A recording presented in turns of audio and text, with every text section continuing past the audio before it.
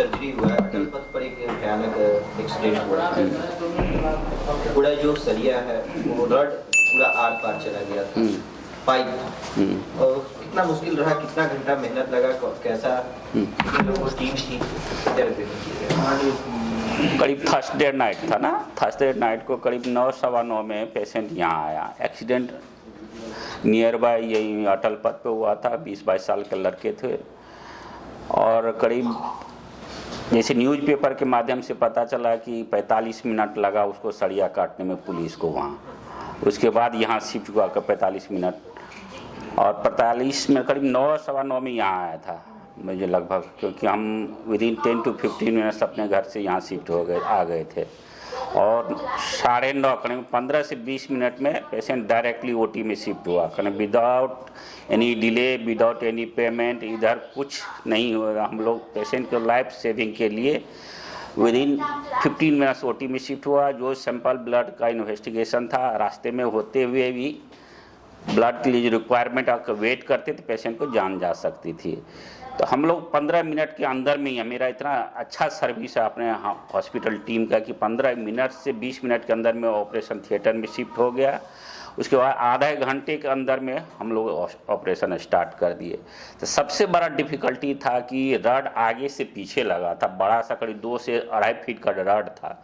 Anaesthesia देने में बहुत दिक्कत आई थी। हमारी टीम के 2 डॉक्टर थे, 3 डॉक्टर थे एनेस्थेसिया टीम के, बहुत ही एक्सपर्ट थे। उसको देने में बहुत दिक्कत, कैसे आप जब तक किसी पेशेंट को सुलाया नहीं जाए तो ट्यूब डालने में जो होता है दिक्कत होता है। लेकिन हम लोग जुगाड़ टेक्नोलॉजी, कहा जाता है कि बिहारी बहुत ही जुगाड़ू होता है। हम लोग जुगाड़ टेक्नोलॉजी से पेशेंट को एक हेल्पर की मदद से गर्दन को पकड़ाया और साइड बाय टेबल, इतना डिफिकल्ट एनेस्थेसिया कि साइड बाय टेबल पे दे के ट्यूब डाला गया और ट्यूब डालने के बाद पेशेंट को स्टेबलाइज किया गया। यानी मतलब ब्लड तो जा ही रही थी अगर, और सबसे बड़ी बात है रड के साथ उसका जो जैकेट था वो अंदर घुसा हुआ था, सॉफ्ट टिश्यू में अंदर घुसा हुआ, तो जो निकाल नहीं सकते। लेकिन एक तरफ तो हमको रड घुसा हुआ था, उसके साथ कपड़ा था। हाँ, कपड़ा जो था, तो कपड़ा के एक फायदा, घाटा तो ये था कि इन्फेक्शन का ज़्यादा चांस रहता, गंदे कपड़े थे। लेकिन फायदा ये था कि ब्लड जो होता मेजर वेसल्स या होता नस का, वो उसको प्रिवेंट कर रहा था, करीब मतलब इंजुरी से प्रिवेंट किया, फर्दर इंजुरी। एक फायदा हमको उससे हुआ कपड़ों से। हमको करीब 2 से 3 घंटा लगा करीब रड निकालने में। करीब 9:30 से स्टार्ट किए, 2 से 3 घंटा के अंदर में हम लोग रड निकाल दिए, पेशेंट को स्टेबलाइज कर दिए, करीब टेम्प्रोरी स्टेबलाइज करके वेंटिलेटर पे शिफ्ट कर दिए। और उसके बाद ड्यूरिंग द सर्जरी हम लोग ब्लड ट्रांसफ्यूजन जितना ज़रूरत था विदिन मिनट हम लोग ट्रांसफ्यूजन किए, स्टेबलाइज हो गया। करीब सुबह में सर्जरी स्टार्ट किए फिर से, करीब अब स्टेबलाइज होने के बाद बीपी मेंटेन हो गया। शुरू में तो थोड़ा दिक्कत हुआ था, ईसीजी चेंजेज आ रहा था, बीपी फॉल हो गया था। ट्रांसफ्यूजन ये थोड़ा स्टेबलाइज हुआ, वेंट पे किए, वेंटिलेट किया गया। तो पहला शक था हम लोग कि चेस्ट इंजुरी ना हो जाए, चेस्ट के अंदर चेस्ट वाल में तो नहीं घुसा हुआ, तो चेस्ट इंजुरी नहीं हो जाए। तो इमीडिएटली पहला सर्जरी के बाद हम लोग सारा इन्वेस्टिगेशन किए। इन्वेस्टिगेशन में क्या था, पहला कि सीटी एंजियोग्राफी से कहा था कि नास का धमनी जो मेजर धमनी है उसका इंजुरी हुआ कि नहीं। पहला शिफ्ट होने से, मतलब आईसीयू में शिफ्ट होने से पहले ही हम लोग क्या किए, नास का मेजर धमनी का इंजुरी हुआ कि नहीं। मेजर धमनी का इंजुरी नहीं था, लेकिन उसका वो जो कैलिबर होता है, जो कैलिबर जो होता है वो कम हो गया था। लॉन्ग ड्यूरेशन करीब 2 घंटा तक, 45 मिनट उधर और इधर हमको 1 घंटा लगा। 1.5 घंटा में कैलिबर उसका प्रेशर के चलते ब्लड फ्लो कम हो गया था। तो ब्लड का ट्रांसफ्यूजन दिया गया, कुछ मेडिकेशन दिया। हमारे टीम के, एनेस्थेसिया टीम के, आईसीयू टीम के, हमारे जितने भी स्टाफ थे बहुत ही हेल्पफुल था। और हम लोग को निकालने के बाद जब अब देखे कि अब कैलिबर इम्प्रूव हो रहा है, पल्सेशन इम्प्रूव हो रहा है, फिर से सीटी के दोबारा सीटी हम लोग किए नस को देखने के लिए, तो सब चीज़ ठीक था। तो फिर ऑपरेशन थिएटर में ले गए स्टेबलाइज करने के बाद। फिर से मेजर ऑपरेशन, जो भी बोन आगे की हड्डी जिसको कॉलर बोन आप लोग बोलते हैं, उसमें फाड़ते हुए पीछे का ये हड्डी था वो चूड़ा हो गया था, उसको फिर से आगे से रिपेयर किए।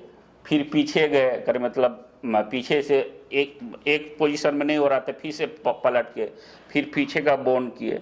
सॉफ्ट टिश्यू बहुत लॉस था, तो सॉफ्ट टिश्यू का मेजर रिपेयर हो गया था। और स्किन लॉस भी बहुत था वहाँ, क्योंकि मोटा सड़िया था तो स्किन लॉस था। तो इसको प्लास्टिक सर्जरी करीब मतलब मैंने ही किया, सारे जितने भी प्रोसीड्योर था अकेले मैंने किया विथ हेल्प ऑफ एनेस्थेटिस्ट।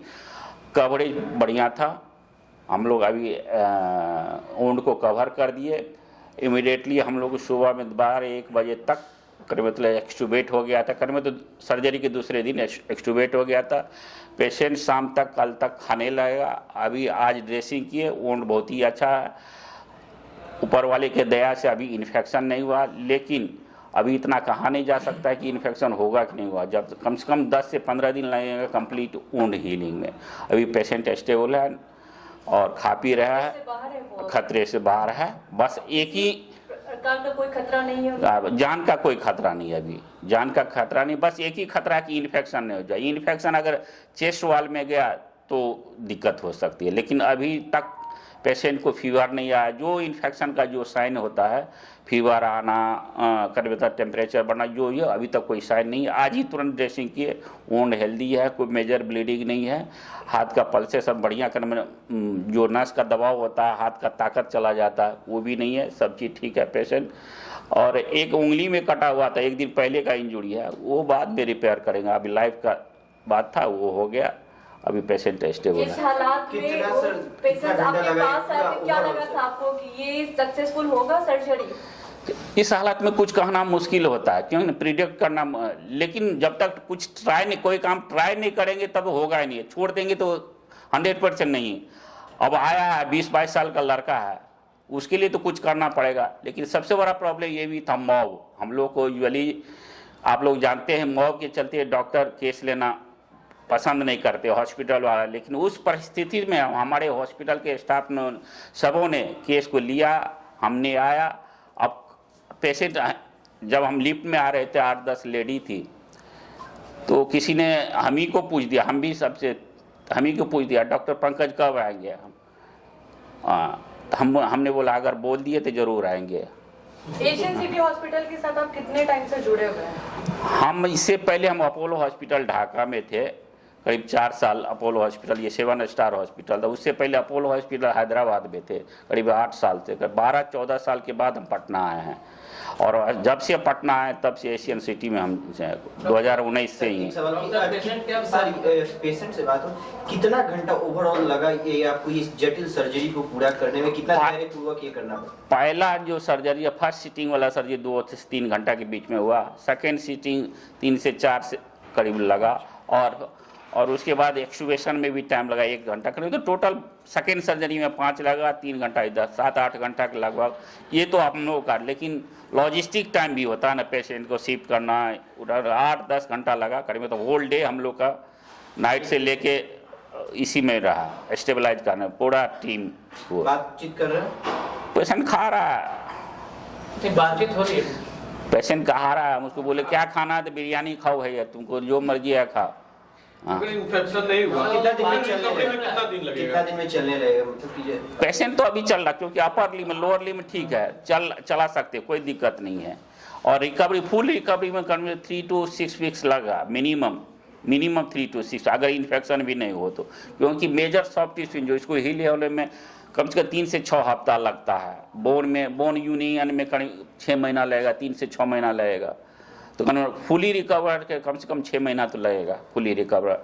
उसके बाद एक्सरसाइज करीब 3 से 4 हफ्ता के बाद करेंगे। तो शोल्डर मोबिलिटी हम लोग समझते हैं कि मेरे हिसाब से उसको जो प्रीवियस स्टेटस था उसका मोबिलिटी का, वही स्टेटस रहेगा।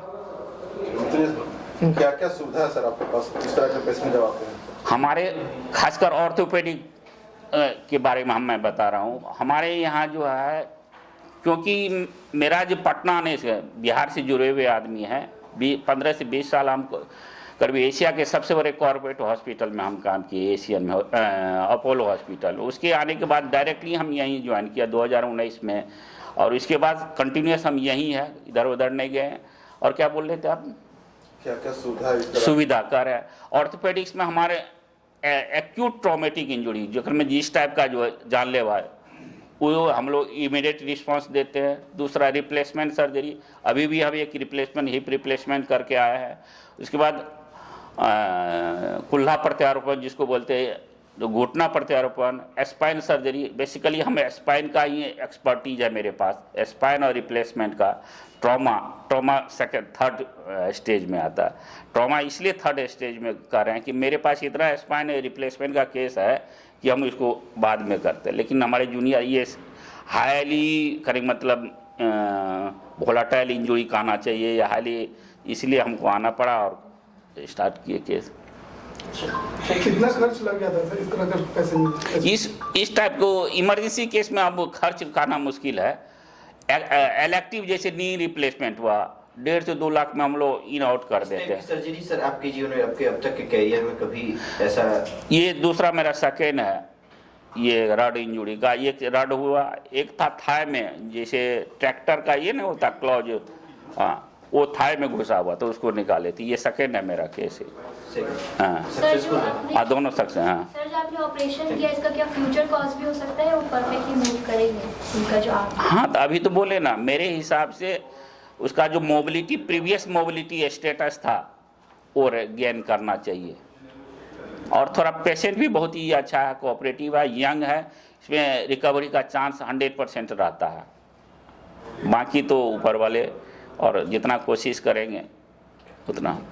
सर आपका जो हॉस्पिटल है सबसे ज़्यादा एक्सीडेंट होता है उसी रोड के पास है। उसी के लिए हमारे पास 24/7 24 घंटे ट्रॉमा टीम है हमारी, जो कि जिसमें कि ऑर्थोपेडिक सर्जन, स्पाइन सर्जन खुद डॉक्टर पंकज हैं, न्यूरो सर्जन है और जनरल सर्जन है। तो ये ट्रॉमा टीम हमारे पास रेडी रहती है, जिसमें क्रिटिकल केयर स्पेशलिस्ट भी हैं, आईसीयू के डॉक्टर्स हैं और इमरजेंसी में भी डॉक्टर्स हैं। इसी वजह से जो ट्रॉमा टीम हमारी एक्टिव थी, उसी वजह से ये जान हम लोगों ने बहुत ही आसानी से हम लोग बचा पाए। जैसे ही हमारे पास कॉल आया, विदिन 5 to 10 मिनट्स हमारा ambulance with paramedic with doctors patient के पास पहुंच चुका था। और जैसे ही वहाँ पे वो पाइप था, रॉड था, वो काटा गया, इमीडिएटली हमारे टीम ने उसको सफलतापूर्वक और सुरक्षित रूप से तुरंत हॉस्पिटल लाए और उसके बाद हम लोग उसका इलाज कर पाए। कैशलेस सुविधा है कि नहीं है? हाँ, यहाँ पे कैशलेस सुविधा भी है। यहाँ पे आयुष्मान भारत, CGHS, ESI सारी सुविधाएं उपलब्ध है।